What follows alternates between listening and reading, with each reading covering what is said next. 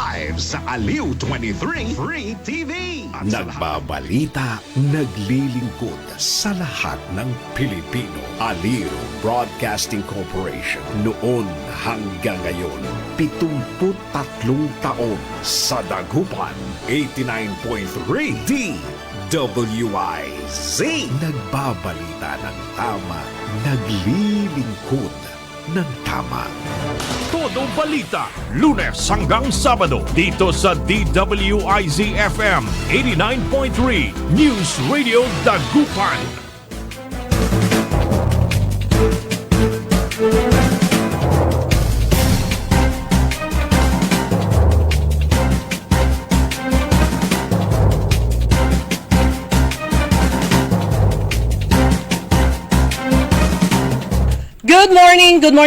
Good morning mga kaibigan. Naimbag na bigat, kanyayo amin na po. Ngayon ay April 29, araw ng Miyerkules. At 2 araw na lang, May 1 na, Mayo na. At 2 araw na lang hindi nyo na maririnig ang DWIC kundi Home Radio. Pero tuloy ang ating Toda Balita at komentaryo sa DWIC Dagupan. Muli tayo magkakasama-sama hanggang alas 6 ng umaga. Inyong maririnig mga balita kaganapan sa lalawigan ng Pangasinan, sa ibang bahagi ng bansa at sa ibayong dagat. Ang inyong Toda Balita, ako si Liway Manantan Iparagire. Ang aking partner si Kaaron Susan Yadaw at sa technical kasama natin Kaaron Richard Olanday. Sa ulo ng mga balita sa Balitang Nasyonal.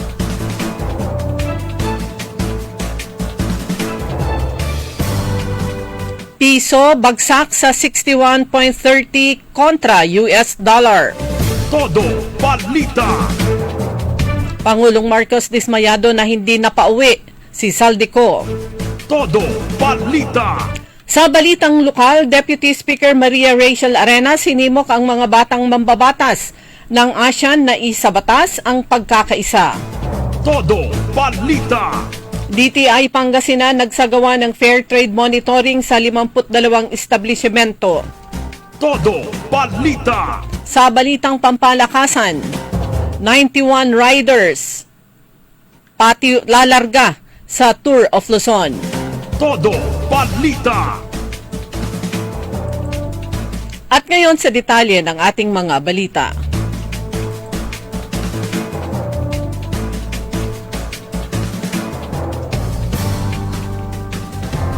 Dismayado si Pangulong Ferdinand Marcos Jr. dahil hindi napauwi ng Pilipinas si dating Congressman Saldico. Sinabi ni Palace Press Officer Attorney Claire Castro na personal niyang nakausap ang Pangulo at sinabi nitong disappointed siya dahil malapit na sanang maibalik sa bansa si Saldico. Subalit dahil anya mayroong ibang bansang involved at ang lumalabas lamang na nilabag ng dating congressman ay ang paggamit ng invalid documentation. Kaya ang bansang Czech Republic ang siyang mag-uutos kay Coco ano ang gagawin. Naniniwala naman ang Malacanang na walang dahilan para humingi ng tawad sa publiko ang Pangulo sa kabila ng kanyang pagkadismaya pagkadismaya rin ng taong bayan na umaasang mapapauwi na ng bansa si Saldico.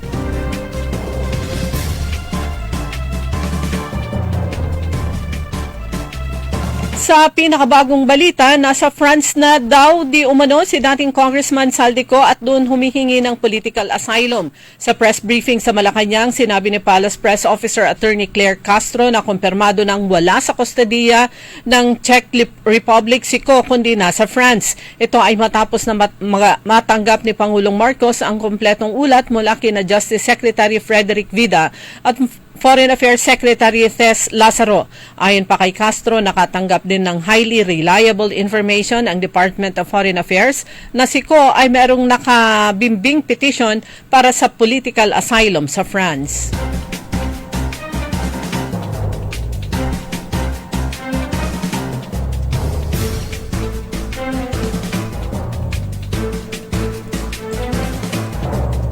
Bumagsak ang Philippine peso sa bagong pinakamababang halaga na 61 pesos and 30 centavos sa US dollar sa pagtatapos ng kalakalan nitong Martes.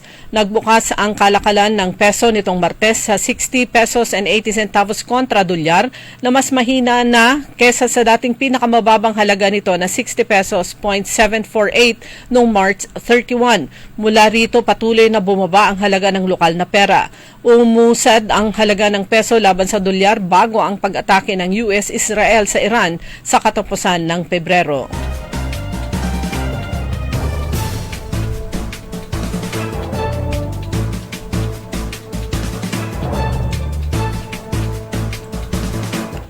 Mayroon ang Senado ng higit bababa o hindi bababa sa 26 million pesos na budget na maaaring gamitin upang pondohan ang posibleng paglilitis sa impeachment ni Vice President Sara Duterte.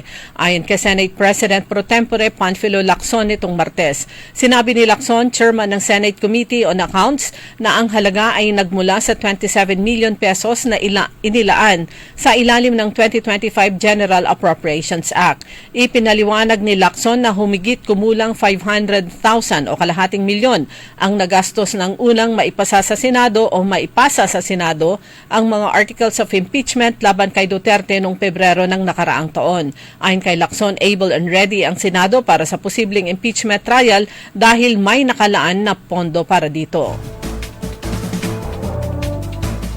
Dumako naman tayo sa mga balitang lokal.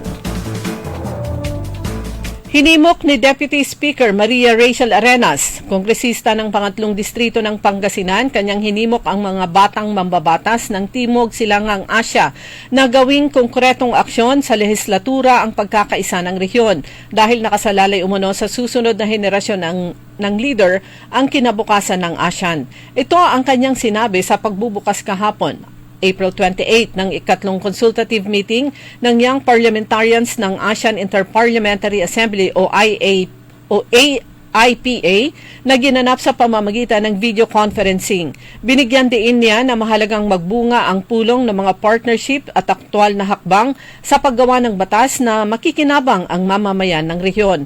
Bilang pinuno ng AIPA 2026 organizing team at chair ng House Committee on Foreign Affairs, sinabi ni Deputy Speaker Rachel Arenas na may natatanging papel ang mga batang mambabatas sa pagsusulong ng makabuluhang pagbabago. Dagdag pa niya, mas malinaw na nauunawaan ng kabataang leader ang epekto ng mga pangakong hindi na ipatutupad dahil nasasaksihan nila ang mga ito sa kanilang mga komunidad at sa sariling henerasyon. Sa kaugnay na balita, iginiit ni Congressman Rachel Arenas ng pangatlong distrito ng Pangasinan na ang kabataan ay dapat kilalaning mahalagang puwersa sa paggawa ng polisiya at hindi itinuturing na kakulangan sa karanasan. Kabilang sa mga kinakailangang hakbang ang pagpasa ng mga enabling law, paglalaan ng sapat na pondo at pagpapanagot sa mga institusyon upang maisakatuparan ang mga deklarasyon sa rehiyon o sa ASEAN region. Binigyan din ang kahalagahan ng pagkakaisa ng mga bansang kasapi ng Association of Southeast Asian Nations o ASEAN sa pagharap ng magkakatulad na hamon at sa pagpapatibay ng kooperasyon sa pagitan ng mga batang mambabatas. Pinangunahan ng Pilipinas ang pulong bilang host ng AIPA 2026 Presidency, layong pag-isahin ang mga kabataang leader upang isulong ang mas inklusibo at matatag na agenda para sa Timog Silangan. Samantala, kamakailan ang Department of Trade and Industry Pangasinan ay nagsagawa ng consumer protection sa pamamagitan ng kanilang Consumer Protection Division. Sila ay nagsagawa ng monitoring at enforcement ng fair trade laws sa 52 na business establishments sa bayan ng Malasiki, Bayambang at sa lungsod ng San Carlos. Ang nasabing mga establishmento ay minonitor ang kanilang o kasama sa mga minonitor ng mga establishments ay mga retail stores, mga hardware stores, service and repair shops, specialty stores, motorcycle parts and accessories, shops, vape shops and appliance centers. Sa kanilang pagsasagawa ng monitoring, ang DTI team Kanilang tinignan at sinisiguro na ang price tags ay naka-display o nakalagay sa mga produkto. May business names na nakarehistro sa DTI at ang kanilang mga produkto ay may mandatory certification na nakalagay o kinakailangan at nakalagay ang PS mark or ICC sticker identification marks. Dumako naman tayo sa mga balitang pampalakasan. Ang resulta ng sakripisyo at ilang buwang ensayo ng mga siklista makikita sa pagsisimula ngayong araw ng MPTC Tour of Luzon 2026.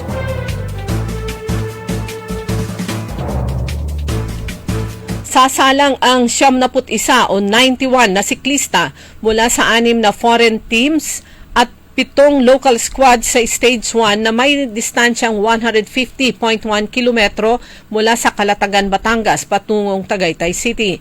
Inaasahang may target sa kanyang likod si Ju Dai-yong ng Japyong Cycling Team na nagkampiyon sa 8th Stage 2025 edition.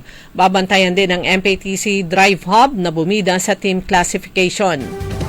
Kabuuang premyong 12 million pesos ang paglalabanan sa nasabing 1,821.1 kilometro 14-stage race ng nasabing MBTC Tour of Luzon 2026. Samantala sa tennis naman, sinasamantala ni Alex Ayala ang ilang araw na pahinga upang makasama ang kanyang pamilya at ilang malalapit na kaibigan matapos ang ilang kampanya nito sa clay court.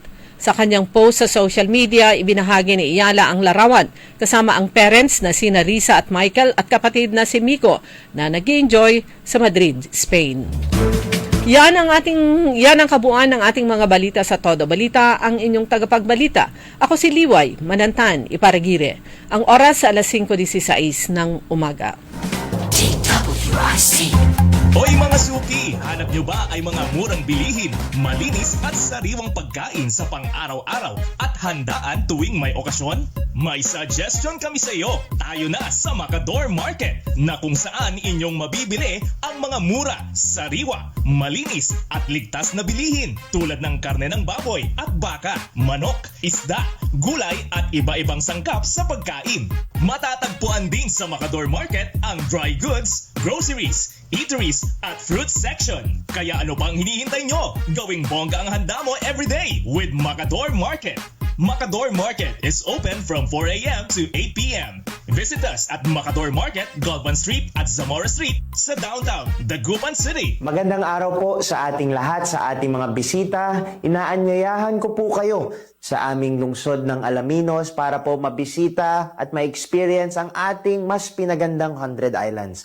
Marami na pong pagbabago sa ating mga isla at sana makita namin kayo dito sa aming lungsod para po makapag-swimming, makapag-enjoy kasama ang inyong barkada at ang inyong pamilya. Tara na! Dito sa Alaminos City para sa ating 100 Islands. Ang patuloy na pagpapaganda sa 100 Islands National Park at lungsod ng Alaminos ay pinangungunahan ni Mayor Art Brian Celeste. Ladies and gentlemen, the new face of your favorite restaurant in Dagupan City. The original party place in town. The Music Warehouse Club Dagupan City. No need to go to Manila's top bars like Silo and BSK Club.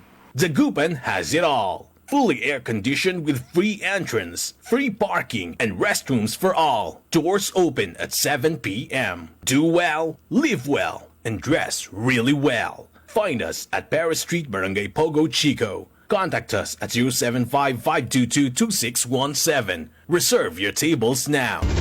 Papalakas ng papalakas, palinaw ng palinaw. Mga balita at impormasyong naiintindihan dahil malinaw mong nalaman. Tutok lang sa DWIZ. Mula umaga hanggang gabi. Updated on air and online. DWIZ. Nagbabalita ng tama. Naglilingkod ng tama.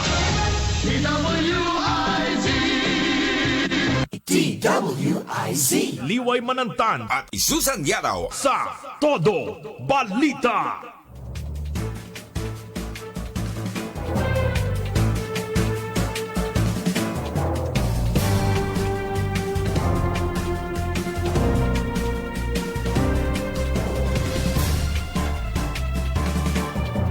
Oras na po natin mga kaibigan, alas 5:20 na po ng umaga.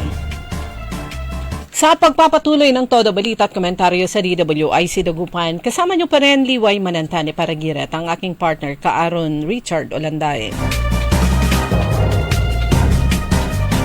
2 araw na lang, iba na po ang maririnig nyo dito sa 89.3 at ang maririnig nyo ay 89.3.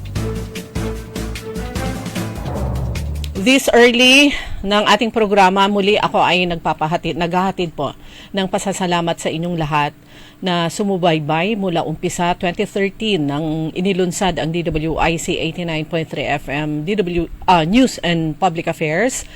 At yan po ay pinangunahan noon ni the late Ambassador Antonio Cabangon Chua. Lumipas ang mahigit 1 dekada at matatapos na ang buwan ng Abril, papasok na ang buwan ng Mayo, ganun din, matatapos yung isa, papasok yung isa. So ang DWIC 89.3 FM, ang aming News and Public Affairs, ang mga program namin na pagbabalita, ay hanggang bukas nyo na lang po maririnig. At sa May 1, araw ng Friday, ay music na o musika ang inyong mapapakinggan at babalik na ang home. Home is coming back. Yan po ang desisyon ng management, ng bagong pamunuan at lahat ng istasyon ng FM na merong News and Public Affairs sa buong bansa, yung iba't ibang istasyon ay babalik sa home radio. So ulitin ko ang aming pasasalamat sa inyong lahat. Ang aking pasasalamat sa inyong lahat nag-umpisa noong 2013. Tayo po ay naghahatid ng balita at komentaryo sa inyo sa pamamagitan ng iba't ibang programa at mula nung umpisa iba't ibang oras hanggang sa pinakahuli itong past 3 years or 4 years ay sa umaga na po kami kasi nalipat from tanghali nalipat sa umaga, tapos nalipat sa hapon and then balik sa umaga. Pero kami po ay hindi magsasawang maghatid sa inyo ng balita, hindi man dito sa aming himpilan, dito sa DWIC, po pwede sa ibang istasyon o kung saan man kami mapapadpad, pwedeng online, pwedeng podcast, pwedeng mga vlog o kaya news, online. Marami pa po. Ako naman ay muling magsusulat sa Philippine News Agency dito sa Pangasinan Bureau.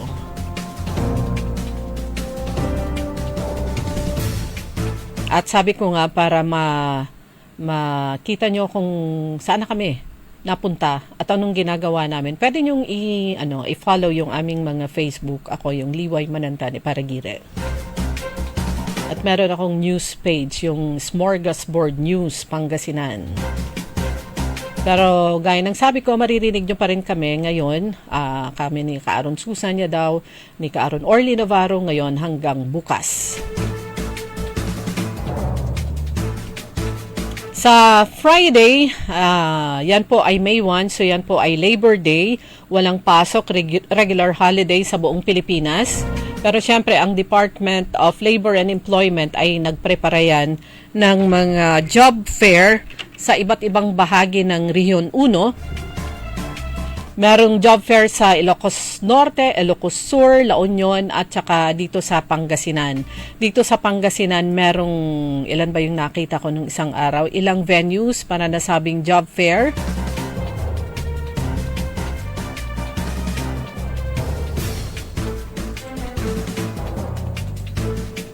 Ngayon, yung nabuksan ko, ito, nationwide. Pero tignan ko yung sa Rehiyon 1. Kasi nung isang araw nakita ko na yun At naibahagi ko na rin sa inyo.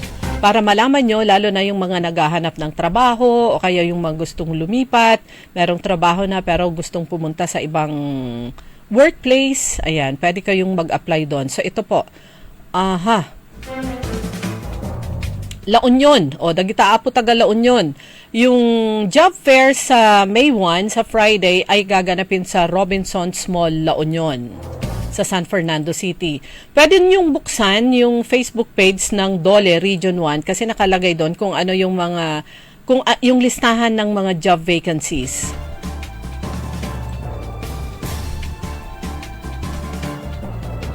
Dito sa lalawigan ng Pangasinan, Sa CB Mall, Urdaneta, yung isang venue. Ang mga companies na kasali dyan, Guanzon Group of Companies, Tarlac Plus, Tarlac A1 Plus Lending Company, BHF Multi-Gab Incorporated, Sumi North Philippines Wiring System Corporation, ito yung nasa Binalunan. Napintas Logistics and Distribution Incorporated, Staff Search Asia Service Cooperative, Republic Gas Corporation, Polaris Life Insurance Agency, CNT Promo and Ads Specialist, Alpha Mart Trading Philippines, Emperador Distillers, Sutherland Service Global Tarlac Site, HC Consumer Finance Philippines, OneSource General Solutions, PruLife UK, Drake Marketing and Equipment Corporation, Villarica, Poncha Puyon, Androme Recruitment and Management Services, yan po yung sa CB Mall.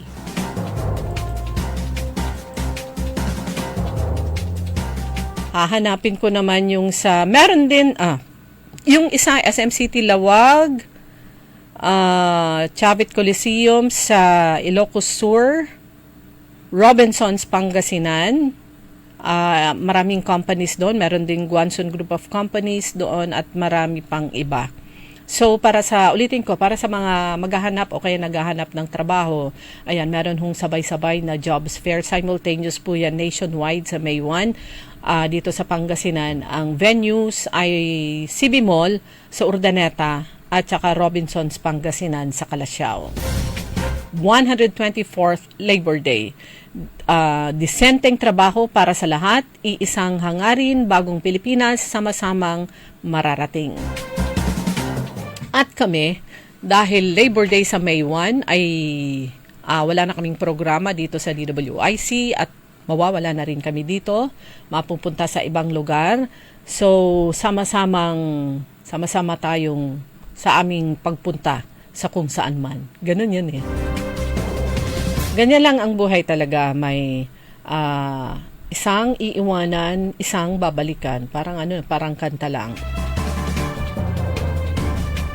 Sa iba pang balita, lokal po, mula pa rin sa 3rd District ng Pangasinan, nag-utos si House Speaker Faustino Bojedi III ng serye ng Joint Committee hearings upang mapabilis ang koordinasyon ng pamahalaan at makabuo ng komprehensibong tugon sa lumalalang krisis sa Middle East. Bagamat bumababa yung presyo ng gasolina, pero tuloy-tuloy pa rin yung sigalot dun sa Middle East.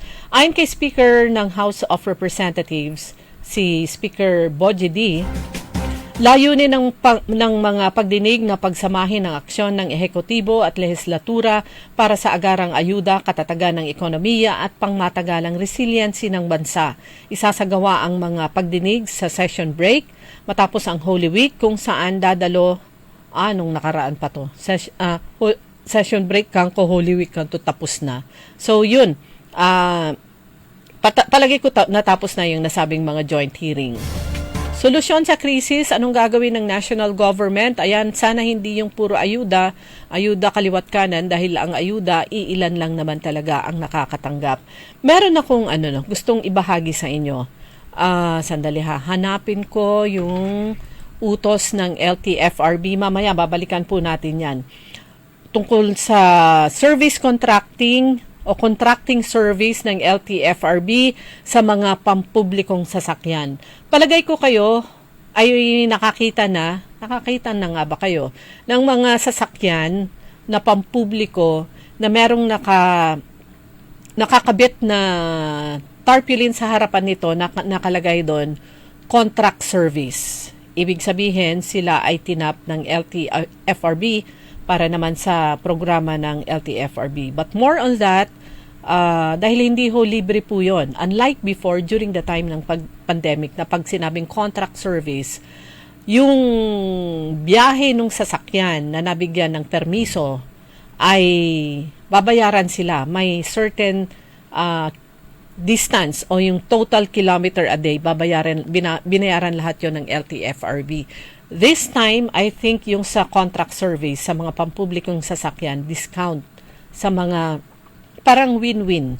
Discount sa mga pasahero at saka dagdag kita para sa mga drivers and operators. But more on that, dahil hahanapin ko yung ulat patungkol doon kung paano nga ba. Dahil meron din akong nasakyan na may nakalagay contract service. Sumakay ako from Lucao to Perez. Sa regular na minimum lang yun eh. Sa aircon, kung hindi ako nagkakamali, 14 yung dati or 15. Kung yung regular na jeepney ay 13 pesos. So tinanong ko yung driver, magkano po hanggang Perez? Ang sabi niya, 15. Pero alam ko may discount yun eh. Hanapin nyo yung fare matrix. Nahanap ko yung fare matrix, 12 lang ang regular. But more on that, babalikan po natin ang usapin na yan. Ang oras na po ay alas 5:30 ng umaga. That time check was brought to you by ACS Manufacturing Corporation, ISO certified world-class quality.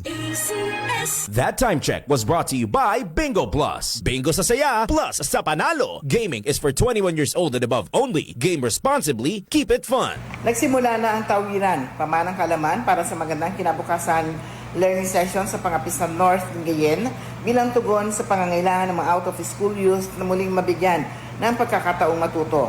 Sa pangunguna ng First Spouses League of Pangasinan na pinamumunuan ni First Lady Maantuason Gico, katuwang pamahalang palalawigan ng Pangasinan, binibigyan tuon ng programa ang pagpapalakas ng basic reading at writing skills ng mga kalahok.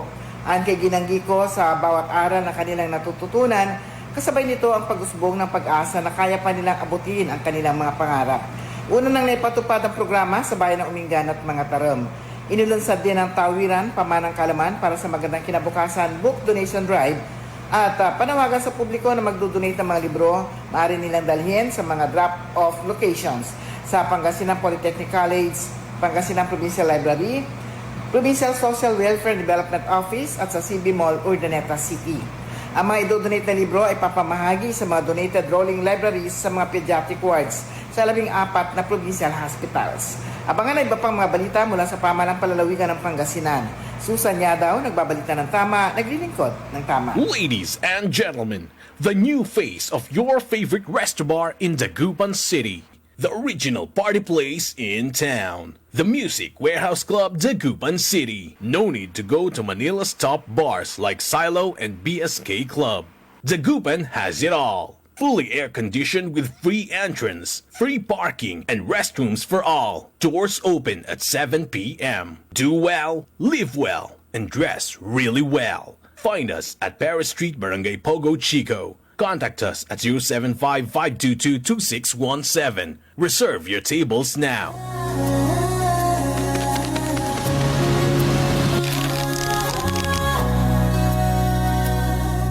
Hindi umuurong sa pagtulong, kawang gawa sa lahat sinusulong. PCSO, PCSO. Hindi umuurong sa pagtulong. PCSO, PCSO.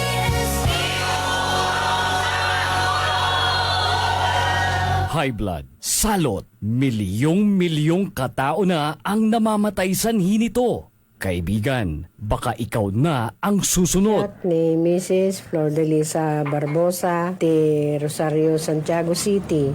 Agtawenak ti 63. Manungatawan nga aglutluto ako, tada karindiriyak. Mariknak agpipikal. Ti imimak iso nga nangagak ti radyo, dati agas nga pao di arko. Pinadas ko. Mayat-mat ti epekto na. Duti food supplement nga napadpadasa ko. Awan ti epekto na. Dato'y pao di arko, idi nagtumarak, manungal daw lang. Han nga agpipikil ti imakon. Awisen kay nga pangpadas, tapno maikatmat, dagita rik-rik na inyo, saksakitin nyo. Kaya kaibigan, buhay mo'y ingatan. Mag-Aldrich Pau di Arco Herbal Capsule na para kalusugan mo ay garantisado. Kaya sabay natin paghandaan ang kinabukasan. Sa Fortune Life, maaasahan mo na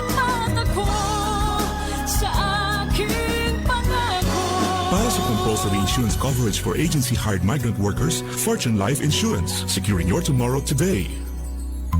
Hoy mga suki, hanap nyo ba ay mga murang bilihin, malinis at sariwang pagkain sa pang-araw-araw at handaan tuwing may okasyon? May suggestion kami sa iyo. Tayo na sa Macador Market na kung saan inyong mabibili ang mga mura, sariwa, malinis at ligtas na bilihin tulad ng karne ng baboy at baka, manok, isda, gulay at iba-ibang sangkap sa pagkain. Matatagpuan din sa Macador Market ang dry goods, groceries, eateries at fruit section. Kaya ano pang hinihintay nyo? Gawing bongga ang handa mo everyday with Macador Market. Macador Market is open from 4 a.m. to 8 p.m. Visit us at Macador Market, Galvan Street at Zamora Street sa downtown Dagupan City. DWIZ. Liway Manantan At Isusan Yaraw. sa Todo Balita. Oras na po natin mga kaibigan, alas 5:36 ng umaga. Kayo pa rin po ay nakikinig sa Todo Balita at Komentaryo sa DWIC Dagupan. Pangalawang araw bago kami magpaalam. Today until tomorrow, ayan, yan po yung mga huling araw po ng DWIC News and Public Affairs. And then after that, sa May 1, ito na po ay diretsong music na ang inyong maririnig. Ito po ay mga pagbabago na i-implement ng bagong pamunaan ng Aliw Broadcasting Corporation sa lahat po ng himpilan ng Aliw Broadcasting, sa lahat ng istasyon nito. Merong yung 882 DWIC, ganoon pa rin po yun. AM po yun. Pero ang DWIC, ito po ay nasa FM bandwidth 89.3. So muli, ang inyong lingkod, ako po si Liway Manantani Paragire, nagpapasalamat po sa inyo ng taus-puso sa pagtutok nyo sa DWIC 89.3 mula nung inilunsad noong 2013 hanggang sa ngayon, hanggang bukas. Ayan, maraming salamat po at antabayanan nyo sa pamamagitan ng ibang platform kung saan naman kami pupunta o saan kami makakasama. Pero tuloy ang buhay, tuloy ang ligaya, tuloy ang pagiging media namin, tuloy ang paghahatid namin sa inyo ng mga balita at mga updates hindi lang sa lalawigan ng Pangasinan, sa Rehiyon 1 at sa ibang bahagi ng bansa at sa ibayong dagat. Ganun pa rin po yun. Sa pagpapatuloy naman po natin sa ating balitaan dito sa ating Todo Balita, kasabay pala mas nauna. Kasi kami sa hanggang bukas pa, April 30. Pero ang Pangasinan PNP, Pangasinan Police Provincial Office ay meron na pong officer in charge. Dahil, ayan, nagpaalam na rin po ang ating Provincial Director, si Police Colonel Arbel Merculio. Hindi ko lang na confirm kung effective ba kahapon the other day, pero ang acting officer in charge, ang officer in charge ng Pangasinan Police Provincial Office ay ang Deputy Provincial Director for Administration, si Police Lieutenant Colonel Disamito. So siya po yung OIC. So antabayanan din po natin mga developments sa Pangasinan Police Provincial Office. Gaya ng sinabi ko kanina, pagbalik po natin, ibabahagi po natin sa inyo itong patungkol sa LTFRB Service Contracting Program. Ayan, may nakita akong dito. Write-up. Ano nga ba ito? Ito ay inisyatibo ng government kung saan inuupahan o kaya kinukontrata ng LTFRB ang mga driver at operator ng mga pampublikong sasakyan upang sila ay magbiyahe. Ano ba ang layunin ng service contract? Andito na rin, nakabuo na rin yung explanation para maintindihan ninyo, maintindihan natin dahil alam ko, kagaya ko siguro may nakita na rin kayo na nakakabit. Baka parang 1 by 1 lang yung size nung 1 meter by 1 meter. Yung size nung tarpaulin, parang light black yung background, nakalagay doon, service contracting. Ano ang layunin ng service contract sa mga pampubliko? Pili lang to, hindi lahat. Piling pampublikong mga sasakyan. So, sabi po dito, tulong sa tsoper. Sisiguraduhin na may kikitain ang mga driver at operator base sa kilometrong itinakbo o per kilometer may pasahero man o wala. Serbisyo sa commuter, tiyakin na may sapat na masasakyan ang publiko at maayos ang operasyon ng transportasyon. Subsidy, nagbibigay ng ayuda ang gobyerno sa ilalim ng programang ito gaya ng 260,000 subsidy para sa mga traditional jeepney drivers and operators. Pero huwag niyong iisipin lahat yun sa isang bagsak o isang transport organization o kaya jeepney. Baka naman ito ay hinati-hati o kung good for ilang araw o ilang weeks ito. So paano ba gumagana itong service contract? Ulitin ko, ito po yung mga sasakyan, napili na mga sasakyan. Sila ay napili pagkatapos ma-comply yung mga requirements, mga papeles na isinasubmit po dyan. So paano ito gumagana?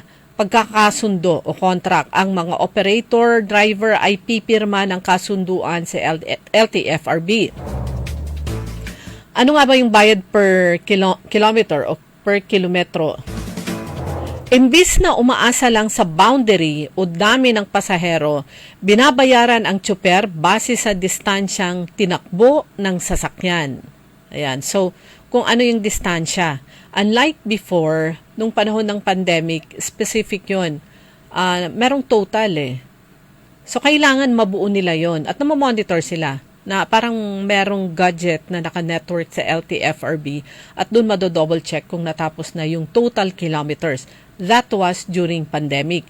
Pero ngayon naman, per kilometer na binyahe nila ang babayaran. So ulitin ko yon, bayad per kilometer, imbis na umaasa lang sa boundary o dami ng pasahero, binabayaran ang tsuper base sa distansyang tinakbo ng sasakyan. So total distance.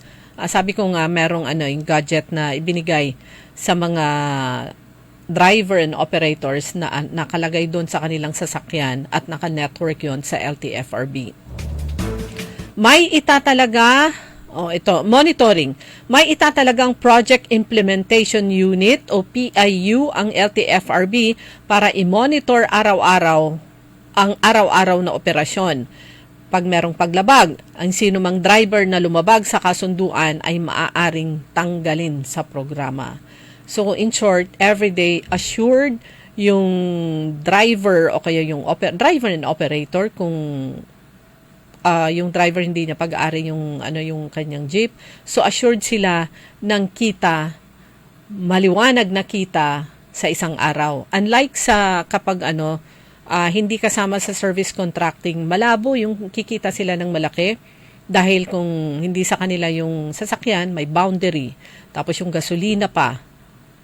Pag ibinawas lahat yun, kukonti na rin yung sumasakay o kaya lumalabas. Actually, kukonti yung bumibiyahe. Konti ang kanilang kita. So, dito sa service contracting, sigurado yung kita nila na maliwanag at na tumataginting na, hindi naman siguro ganun kalaki, pero assured sila ng kita sa isang araw. Ang mga benepisyo naman, ano nga ba? Siguradong kita, hindi na kailangang makipagkarera sa pasahero, tulong sa krudo, nagsisilbi itong tulong sa gitna ng mataas na presyo ng langis. Ang programang ito ay muling inilunsad o nirelaunch ng LTFRB ngayong 2026. Partikular ang mga guidelines nito para magpatuloy ang tulong sa sektor ng transportasyon. Nahanap ko kung paano naman yung pamasahe. Wait lang ha.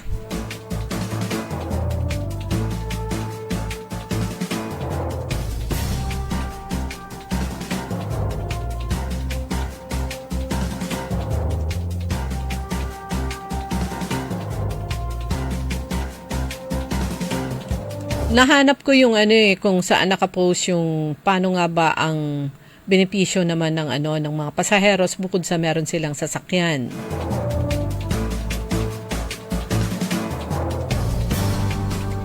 Kasi yung nakita ko nung isang araw nung sumakay ako, marami ang hindi nakakaalam po nun kung magkano ba yung pamasahe. Pero definitely, ang sabi nga, may discount. So dapat alam po ninyo lahat na sumasakay ng mga pampublikong sasakyan, lalo na yung mga contract service. Tignan nyo kung yung harapan may nakalagay na contract service, may discount po yun ng pamasahe.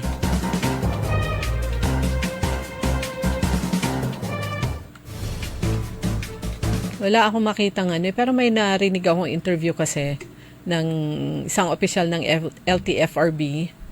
Tapos, yun, yung nakita ko kahapon, anong isang araw. Ito na nga, sige na nga, hanapin ko na. Pinicture ko kasi.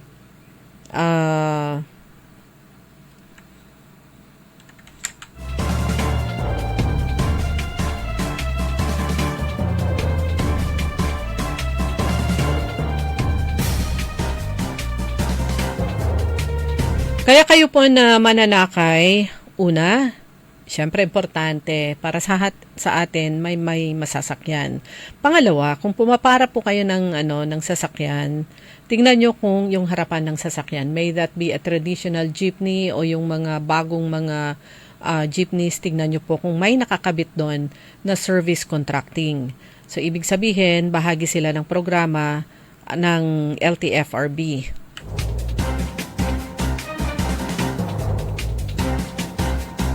Tapos yun, kung kailangan ko yung picture, hindi ko makita. Okay, ito.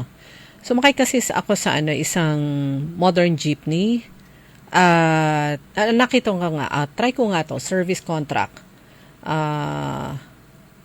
Tinanong ko kung magkano yung pamasahe. Ang sabi niya, Kuya, magkano po hanggang Perez? Regular, lang yon, kumbaga, minimum dapat yon. Ang sabi niya, 15. Pero kung yun nga, yung sabi ko kanina, kapag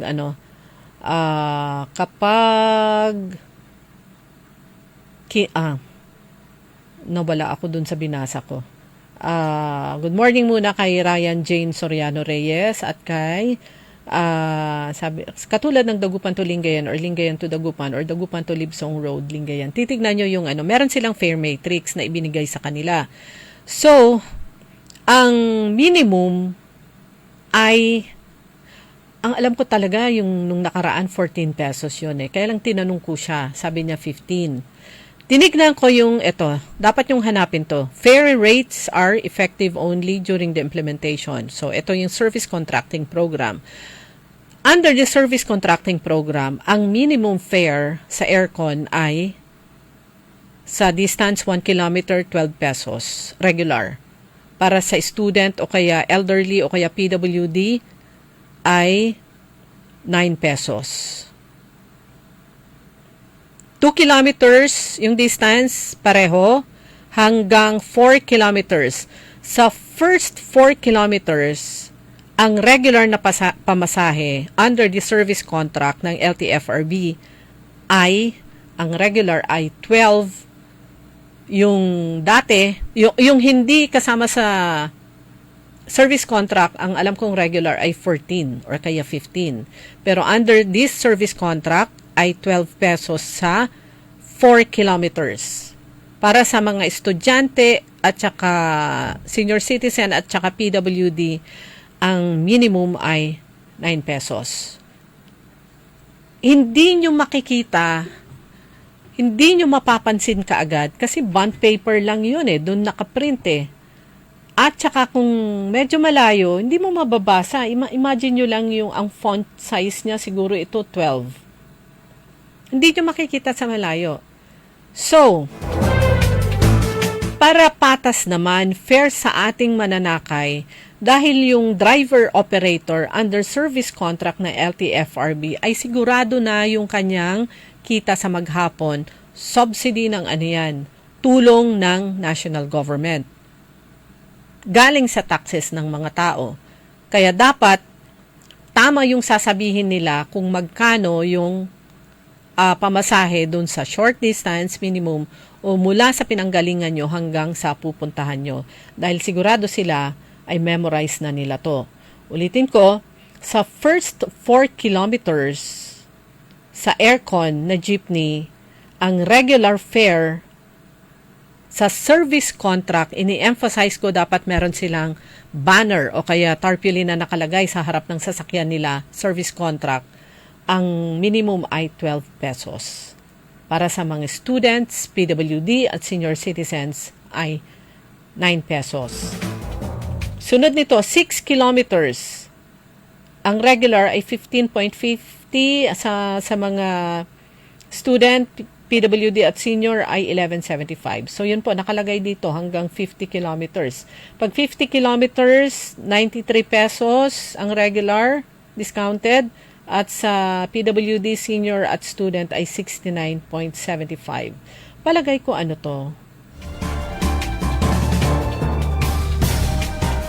Okay, sa baba ng nasabing papel na merong sa letterhead ng Department of Transportation, Land Transportation, Franchising and Regulatory, Aircon Modern and Electric PUJ General Fare Guide. Plate number, nakalagay yung plate number ng sasakyan. Tapos sa pinakababa, computation of fares, add-on method. So regular ay 20% discount, student ay 40%. Bakit ganon? Tayo na regular walang discount. Kaya lang with this program, dahil gusto nga matulungan lahat of driver operators and pasaheros, pati tayo na regular. Sinasama ko na yung sa akin kasi maraming hakbang pa bago mag-senior citizen. Ayan.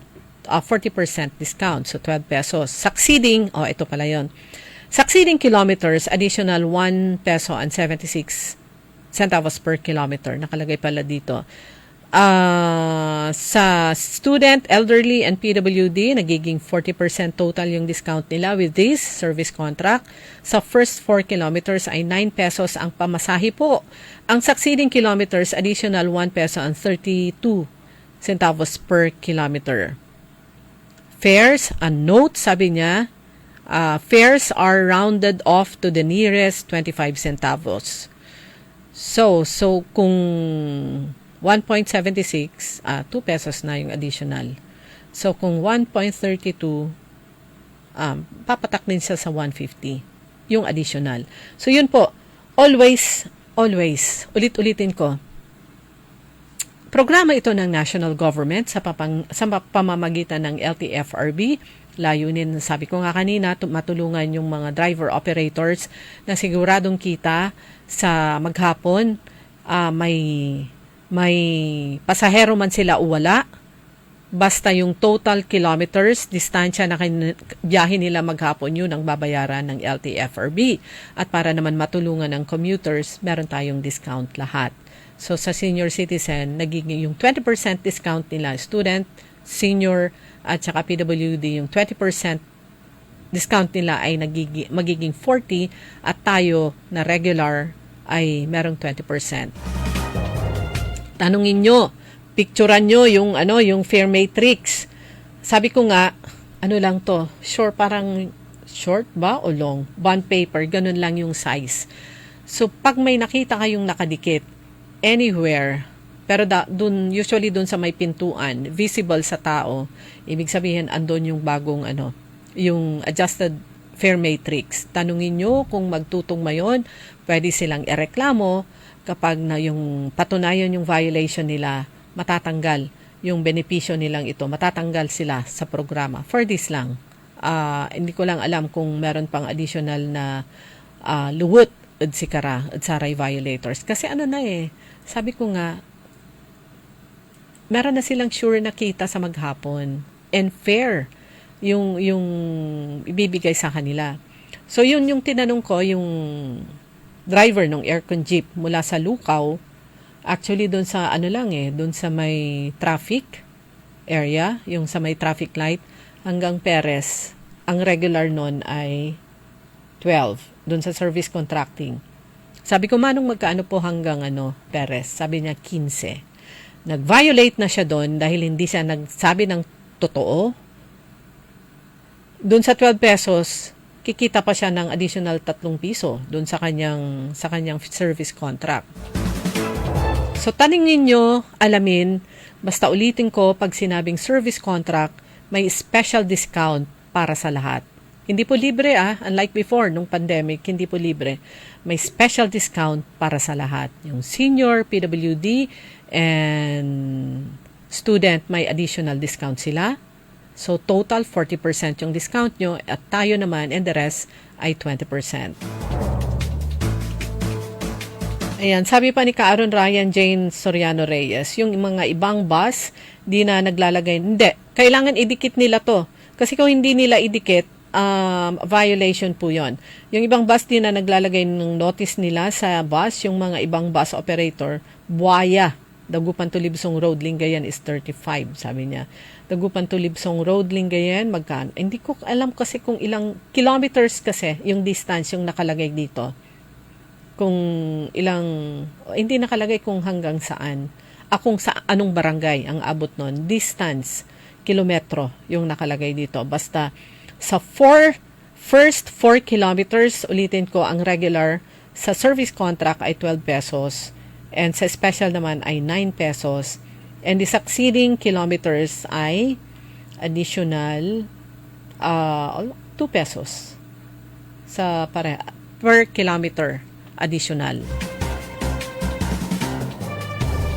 Huwag ko kayong mag-atubiling isumbong sila dahil binigyan na nga sila ng magandang biyaya, magva-violate pa sila, ay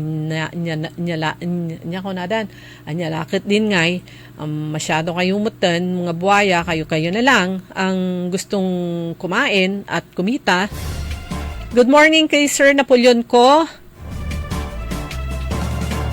Sabi niya, stay safe always, will miss your program. Yes, mamimiss din po namin ang aming programa, ang pagising namin ng napakaaga at mamimiss namin kayo. Pero tabayanan niyo po kung saan po kami pupunta.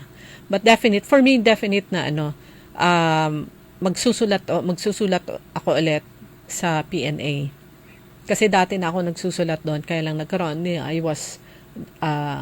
nung ako po ay na-designate as station manager, 3 months din sa huling mga buwan ko sa DWIC, nakatikim din mag-station manager.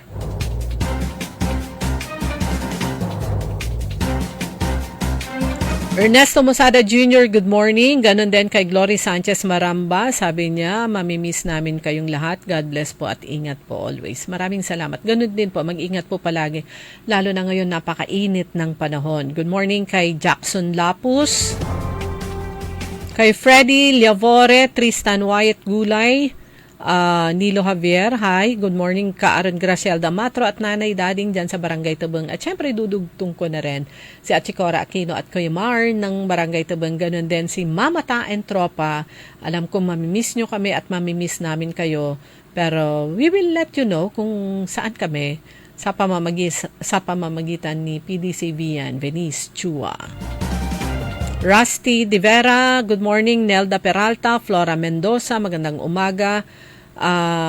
Ferdinand Jose II, Cecilia Morante, at sa iba pa. Sa lahat na hindi namin nababanggit yung kanilang mga pangalan, kami po appreciated po namin na kayo po ay nakikinig.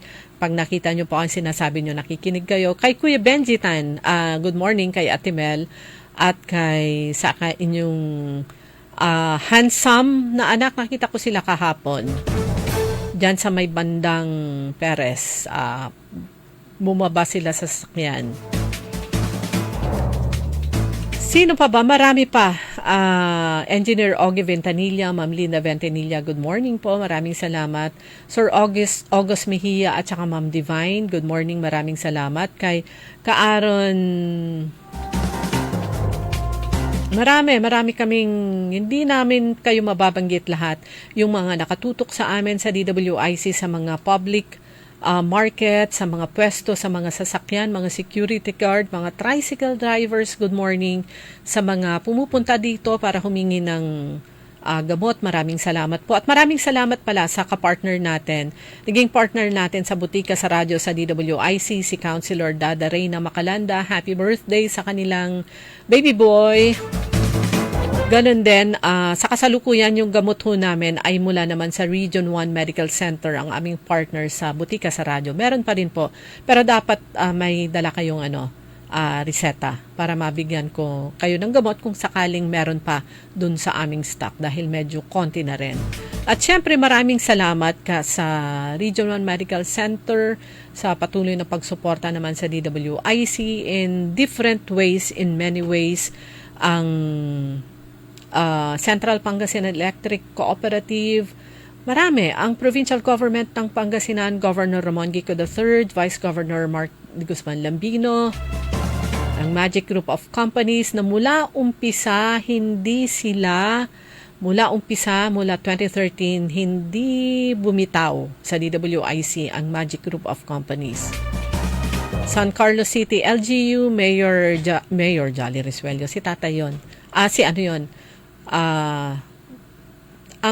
Si tatay nila kasi ang first name ay Julian, pero ang tawag nila sa kanila it's either Julie o kaya Jolly. Pero yung kasalukuyan, yung anak nila na mayor ng Basista, Mayor Jolly Resuello. Yung mga anak naman niya sa San Carlos City, si Mayor Julier Ayoy Resuello at si Vice Mayor Bogs Resuello.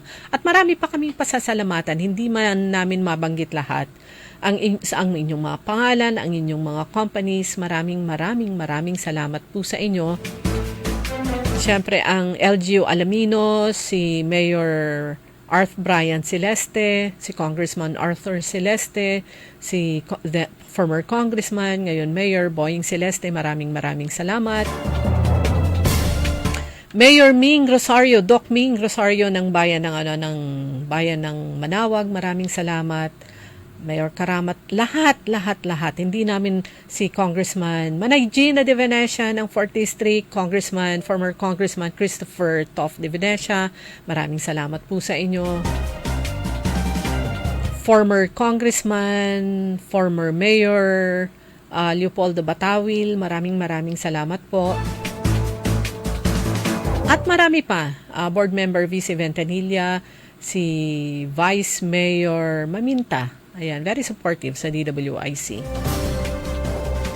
Sino pa ba? Marami pa, hindi ko mabanggit lahat. Si Mayor Alfe Soriano ng Malasiki, Congresswoman Rachel Arena, syempre, ng 3rd District, nung congressman siya, former congressman, now Secretary Conrado Estrella III, ayan, maraming salamat. At sa inyong lahat, na nakasama namin at tumulong po sa amin in so many ways, in different ways. Maraming salamat sa mga nakasama naming mga technician. Meron pa kaming bukas meron pa kaming isang araw bukas po. Pero yun nga, I just want to thank you all sa inyong pag-antabay sa amin. Kay Jaime Rodriguez, sabi niya, we will miss you, DWIC. Please chat me wherever you may go.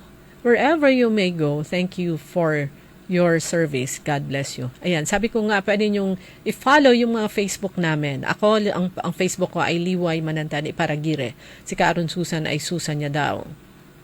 Ayan. Kuya Benjitan, good morning. Maraming salamat. Ayan, sino pa ba?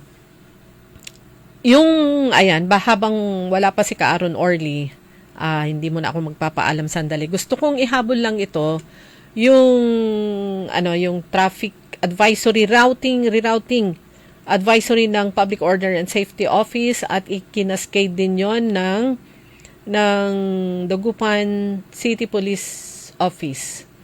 Rerouting. Nasaan na si rerouting? Diyan mo makitan. Dahil bukas na po yung bukas na yung kalutan na dalan sa Venecia Expressway. Kung hindi ako nagkakamali, starting 12 noon today, magkasarado na yung bahagi ng Venecia Expressway mula dun sa Lukaw, dun sa may 7-Eleven hanggang Pantalgibang. Ayan, at naubos na rin yung aking bed. I-play ko lang ba to? Di ba na? So, hanggang doon, nawala. Hinahanap ko yung poso. Kasi, kung hindi ako nagkakamali, starting 12 p.m. ngayon, hanggang May 1, sarado yung bahagi na yon ng Lukaw 7-Eleven hanggang Pantalgibang, siguro pagbaba ng tulay. Dahil nga sa kalutan at dalan bukas ng hapon mag-uumpisa. Pero syempre yung kailangan mag-set up, hindi lang ng mga tents, kundi ganun din yung mga stages kung saan tutugtog yung mga banda.